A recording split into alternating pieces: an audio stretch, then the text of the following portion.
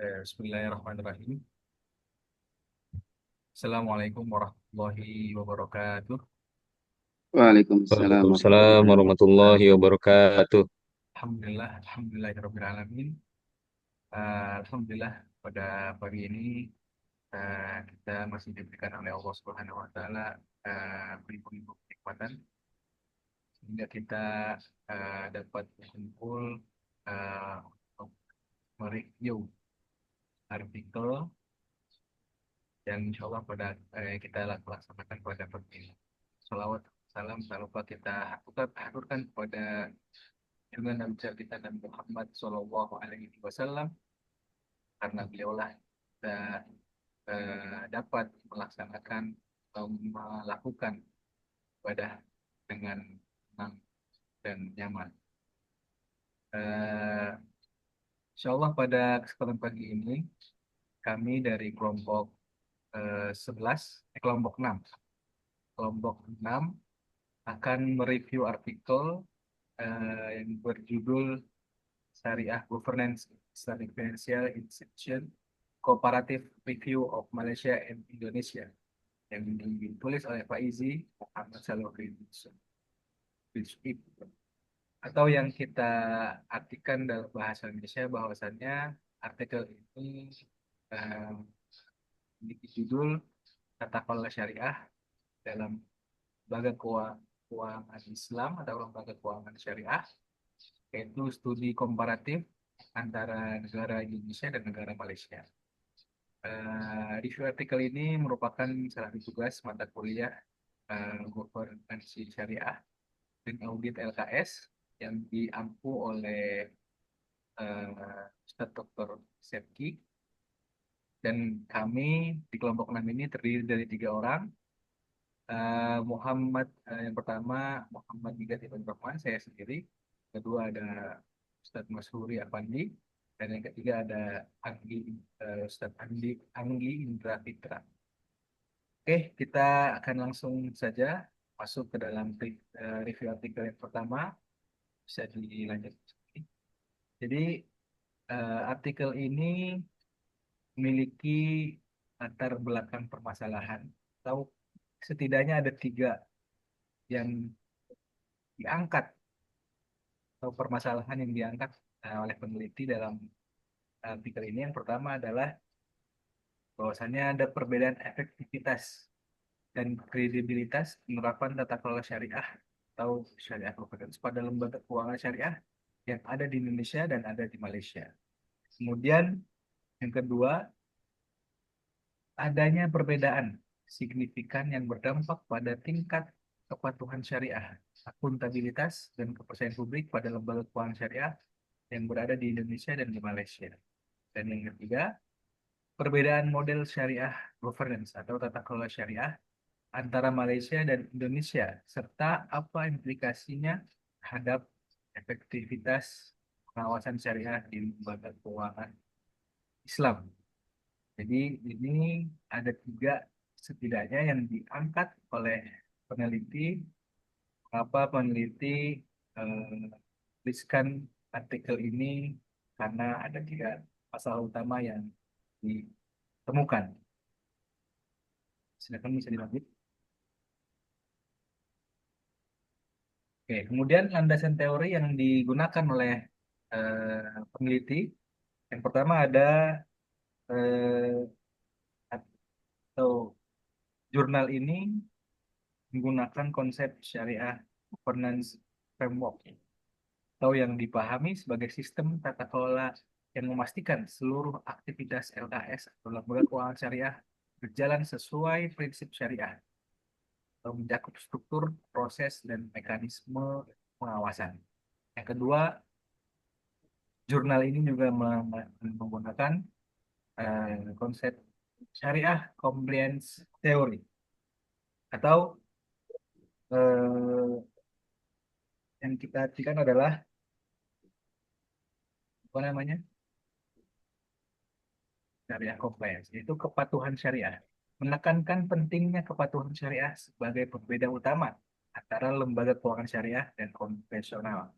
Ketiga, Jurnal ini menggunakan teori agensi teori, itu adalah dalam konteks syariah digunakan untuk menjelaskan hubungan antara manajemen LKS dan pemangku kepentingan, khususnya terkait dengan risiko moral hazard apabila pengawasan syariah tidak berjalan optimal. Dan yang terakhir, menggunakan teori regulatory based governance. Yaitu konsep ini digunakan untuk menilai sejauh mana regulasi negara berperan dalam memperkuat atau justru membatasi efektivitas syariah atau tata kelola syariah. Itu landasan teori dan latar belakang dari jurnal.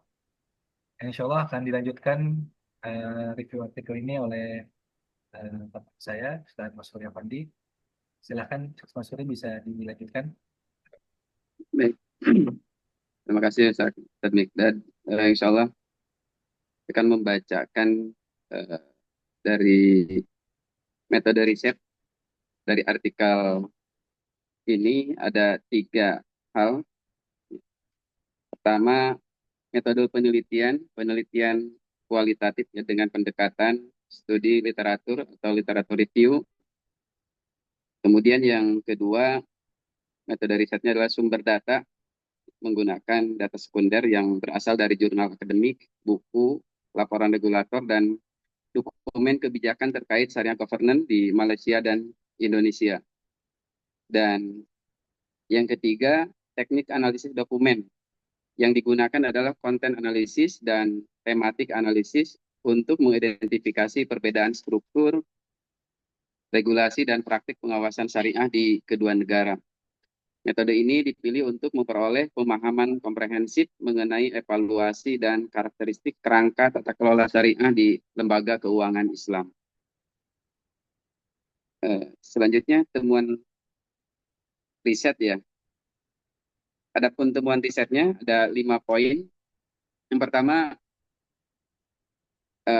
dari artikel ini, Malaysia memiliki sistem syariah governance yang lebih terpusat dan terintegrasi, terutama dengan keberadaan Syariah Advisory Council atau SAC di tingkat nasional yang bersifat mengikat. Kemudian yang kedua, kalau Indonesia ini menganut model yang lebih desentralistik, ya, di mana DPS berada di masing-masing lembaga dengan koordinasi melalui DSN, MUI, namun keputusan DPS relatif tidak sekuat SAC Malaysia. Kemudian yang ketiga, independensi dan otoritas DPS di Malaysia dinilai lebih kuat karena didukung regulasi yang tegas serta mekanisme penegakan hukum yang jelas. Yang keempat, Indonesia unggul dalam aspek jumlah dan variasi LKS atau lembaga keuangan syariah. Namun masih menghadapi tantangan dalam standarisasi pengawasan syariah dan peningkatan kompetensi DPS. Dan yang terakhir, yang kelima, penguatan regulasi, peningkatan kapasitas DPS, serta harmonisasi kebijakan merupakan kunci peningkatan kualitas syariah governance di kedua negara. Itu temuan riset. Selanjutnya akan dibacakan Ustaz Anggi. Silahkan. Baik, terima kasih Ustadz Mikdad dan juga Ustadz Masuri. Lanjut, Bapak Ibu, untuk menjelaskan bagian kelebihan dan kekurangan riset dalam penelitian ini. Terkait kelebihan riset, Alhamdulillah, beberapa poin sudah ada dalam presentasi ini. Yang pertama, kelebihan ini adalah artikel memberikan analisis komparatif yang komprehensif antara dua negara dengan sistem keuangan syariah yang terbesar di Asia Tenggara. Jadi yang kita tahu sama-sama bahwa Indonesia dan Malaysia merupakan negara dengan mayoritas Muslim terbesar dan kemudian juga se-Asia Tenggara, yang mana menurut kami dalam penelitian ini merupakan sebuah hal yang relevan gitu ya, untuk mengkomparasi kedua negara eh, komunitas Muslim terbesar di Asia Tenggara. Kemudian selanjutnya yang kedua adalah menggunakan kerangka syariah governance yang jelas dan relevan sehingga kuat eh, secara teoritis. Jadi alhamdulillah dalam riset yang kita temukan di sini atau yang kita bahas ini menggunakan kerangka syariah governance yang jelas dan relevan gitu ya. Jadi kalau secara teori, alhamdulillah ini merupakan sebuah konsep yang memang kuat dan juga aktual gitu ya untuk kita bisa perbincangan atau untuk kita bisa cerna sama-sama.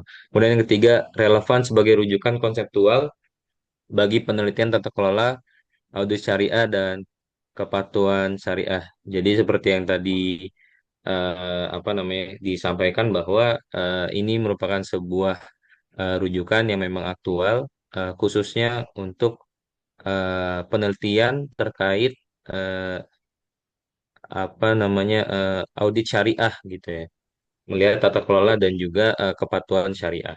Kemudian yang keempat, menyediakan implikasi kebijakan yang penting bagi penguatan tata kelola syariah di Indonesia dengan membandingkan aktivitas tata kelola syariah di negara Malaysia yang memang sentralisasi, maka Indonesia sudah bisa melihat atau mencontoh gitu ya, bagaimana tata kelola yang berada di Malaysia lebih ke sentralisasi dan mudah-mudahan itu menjadi sebuah insight yang luar biasa untuk perkembangan eh, syariah di Republik kita tercinta ini Indonesia.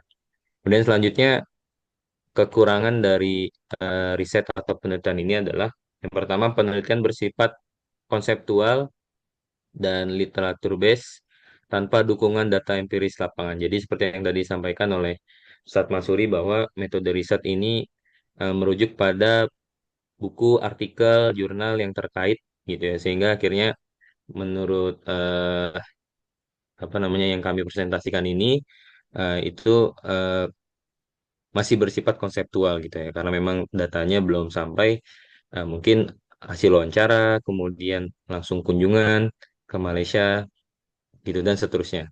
Kemudian yang kedua tidak membahas secara spesifik implementasi syariah governance pada lembaga keuangan sosial seperti sosial Islam seperti LAS atau Basnas. Jadi memang eh, mungkin yang kita lihat di sini belum sampai gitu ya menyentuh kepada lembaga keuangan sosial Islam yang memang juga sedang gandrung gitu ya di negara kita di Indonesia. Munculnya berbagai LAS kemudian juga eh, Basnas gitu yang dimiliki oleh negara kita.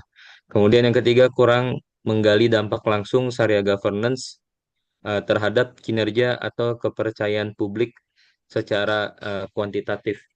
Jadi hasil dari penelitian ini kami kira belum sampai kemudian eh, mencapai ujungnya yakni menambah gitu ya kepercayaan publik terhadap lembaga keuangan syariah itu sendiri. Jadi mungkin dari beberapa hal gitu ya terkait keunggulan ketika memang syariah itu diterapkan di apa namanya dalam negara kita ini itu belum sampai gitu ya menggali dampak langsung syariah governance terhadap kinerja atau kepercayaan publik di artikel yang kita sama-sama review ini gitu. Baik, itu saja mungkin dari kelebihan dan kekurangan riset yang bisa saya sampaikan. Saya kembalikan lagi kepada Bapak Ustadz Mikdad Ibnu Abdurrahman. Padanya dipersilakan. Oke, terima kasih Ustaz Suri dan Ustaz Budi atas kontribusinya eh, dan mereview atau yang cukup eh, sangat menarik untuk direview. Eh, Berkaitan dengan tadi studi gambar komparasi antara tata kelola syariah di keuangan syariah di Indonesia dan ada di Malaysia. Sebabnya jika kita lebih meneliti atau mereview lebih dalam bahwasanya di kedua negara tersebut memiliki persamaan dan perbedaan. Jadi Indonesia memiliki DPS, dan di Malaysia juga memiliki DPS. Tapi struktur dan struktur organisasinya dan disampaikan oleh Ustaz Suri bahwasannya kalau Malaysia itu di struktur yang terpusat atau sentral. Kalau di Indonesia dia tidak terpusat. Jadi mungkin bisa dicontoh oleh Indonesia karena di Malaysia di dalam jurnal ini dikatakan dia lebih uh, apa bahasanya tata kelola syariahnya lebih kuat dibanding di Indonesia. Oke, itu saja dari kelompok kami kelompok 6 eh, review artikelnya. Kami merasa banyak kekurangan, itu dari kami pribadi. Kalau kelebihan itu datang dari Allah Subhanahu Wa Taala. Kami akhirkan artikel ini, kami akhirkan review artikel ini dengan sama-sama membaca doa kafaratul majelis. Oh, Subhanakallahumma bihamdika asyhadu an la ilaha illa anta. Syahadu la ilaha illa anta, astaghfiruka wa saya atubu ilaik. selaku selaku bawa acara atau MC, di akhir kalam, wassalamualaikum warahmatullahi wabarakatuh. Assalamualaikum warahmatullahi Waalaikumsalam warahmatullahi wabarakatuh.